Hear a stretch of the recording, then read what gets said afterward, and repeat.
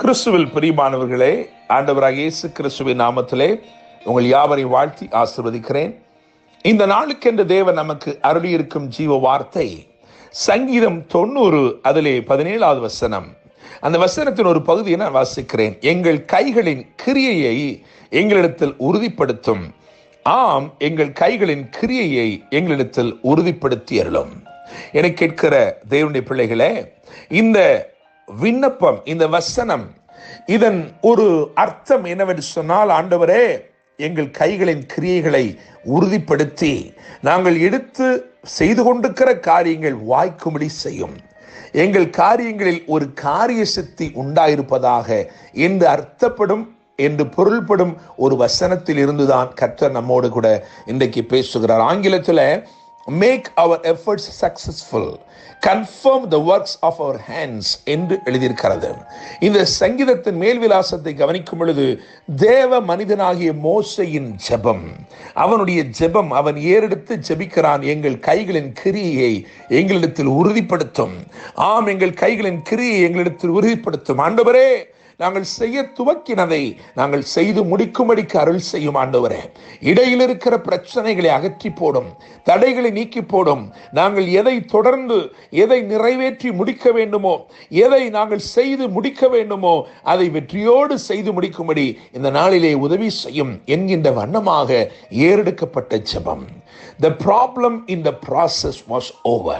இன்னைக்கு தீர்க்க தரிசனமாய் சொல்கிறேன், இந்த உங்களுடைய வாழ்க்கையிலே நீங்கள் செய்ய துவங்கினதிலே தொடரக்கூடாதபடிக்கு காணப்படுகிற பிரச்சனைகள் எதுவாயிருந்தாலும், உங்கள் வாழ்க்கையிலே நீங்கள் இதை செய்து முடிக்க வேண்டும் என்று முற்பட்டு நின்று அதிலே பாதியிலே தடைபட்டு போன காரியங்கள் எதுவாயிருந்தாலும், இன்றைக்கு அதை தொடரவும் அதை வெற்றியோடு முடிக்கவும் தேவன் உதவி செய்ய போகிறார்.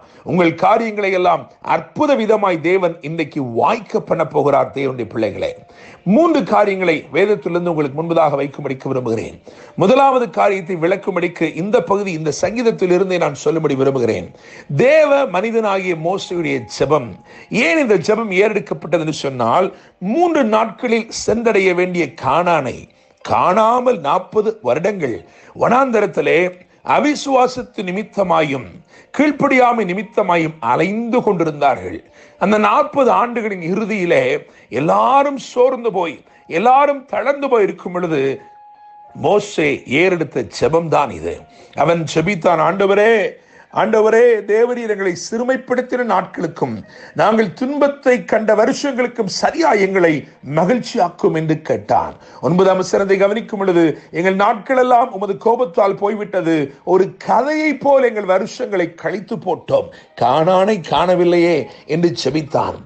யாத்திராமம் 33:13 கவனிக்கும் பொழுது, உமது வழியை எனக்கு அறிவியும் என்று கேட்டான்.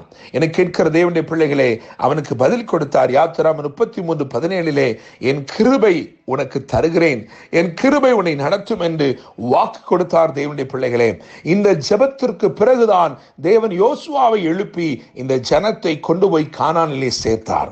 எனவே முதலாவது பிரச்சனை, அவர்கள் வழி நடந்து போகையில் வழியை காணவில்லை என்கின்ற பிரச்சனை.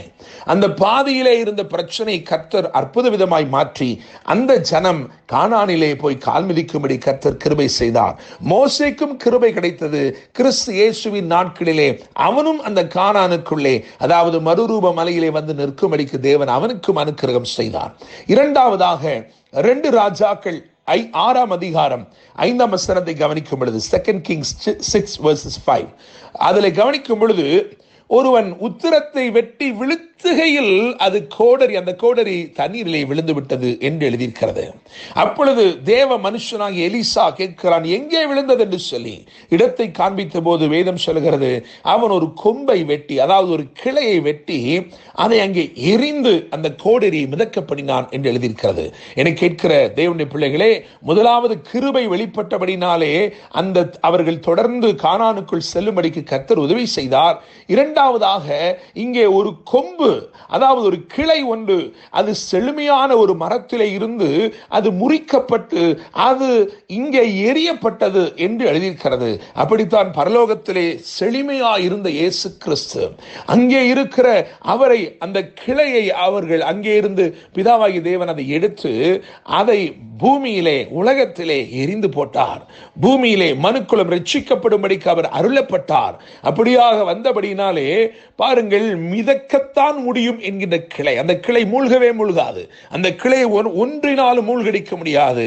ஆனால் அவர் நமக்காக மூழ்கி போன நம்மை மிதக்கப்படினார். என கேட்கிற தேவனுடைய பிள்ளைகளே, அதுதான் இரண்டாவதாக நான் சொல்ல விரும்புகிறேன். விழுத்துகையில், அவன் வெட்டி விழுத்துகையில் ஏற்பட்ட பிரச்சனை, பாதியிலே, அதாவது அவன் நடத்த முடிக்கும் போது நடந்த பிரச்சனை, அதிலே கர்த்தர் ஒரு அற்புதத்தை செய்தார். மூன்றாவதாக எரேமியா 18:4 வாசிக்கும் பொழுது அங்கே கவனிக்கலாம். ஒருவன், அதாவது குயவன் திரியிலே வணைந்து கொண்டிருக்கிறான், வணைந்து கொண்டிருக்கையில் கெட்டு போயிற்று என்று எழுதியிருக்கிறது. ஆயினும் அதை திருத்தமாய் செய்யும்படிக்கு தம்முடைய கரத்தை திரும்பமாய் அதன் மேல் வைத்தார். என கேட்கிற தேவனுடைய பிள்ளைகளே, ப்ராசஸ், அதாவது நீங்கள் செய்து கொண்டிருக்கிற செயல்பாட்டிலே உங்கள் காரியங்கள் நடந்து நிறைவேறி கொண்டிருக்கிற பொழுது பிரச்சனைகள் வந்து விட்டதா? இன்றைக்கு கர்த்தர் தீர்க்க தரிசனமாய் சொல்லுகிறார், அவைகளை எல்லாம் சரிப்படுத்தும்படிக்கு அவர் தம்முடைய கிருபை அனுப்புகிறார். கிளையாகிய கிறிஸ்து இயேசுவே உங்களுக்காக இறங்கி வருகிறார். மூன்றாவதாக நாம் தியானித்ததன்படி அவருடைய கரத்தை அனுப்புகிறார். பரிசுத்த ஆவியானவர் என்னும் கரம் இறங்கி உங்களுக்காக செயல்படும் பொழுது எல்லாவற்றையும் சீர்படுத்தி விடுகிறது. நாம் வாசித்த வசனத்தை கவனிப்போம். சங்கீதம் 90:17, அதிலே எங்கள் கைகளின் கிரியையை எங்களிடத்தில் உறுதிப்படுத்தும். ஆம், எங்கள் கைகளின் கிரியை எங்களிடத்தில் உறுதிப்படுத்தும். நான் நம்புகிறேன், விசுவாசிக்கிறேன். இன்றைக்கு கர்த்தர் இந்த உங்களுடைய கைகளின் கிரியைகளை உறுதிப்படுத்தி நீங்கள் எவைகளை தொடர்ந்தீர்களோ அவைகளை நிச்சயமாய் செய்து முடிக்கும்படிக்கு கர்த்தர் உங்களுக்கு பலனையும் கிருபையும் அருள்வாராக. என்றும் அன்புடன் pastor Daniel Moses. God bless you.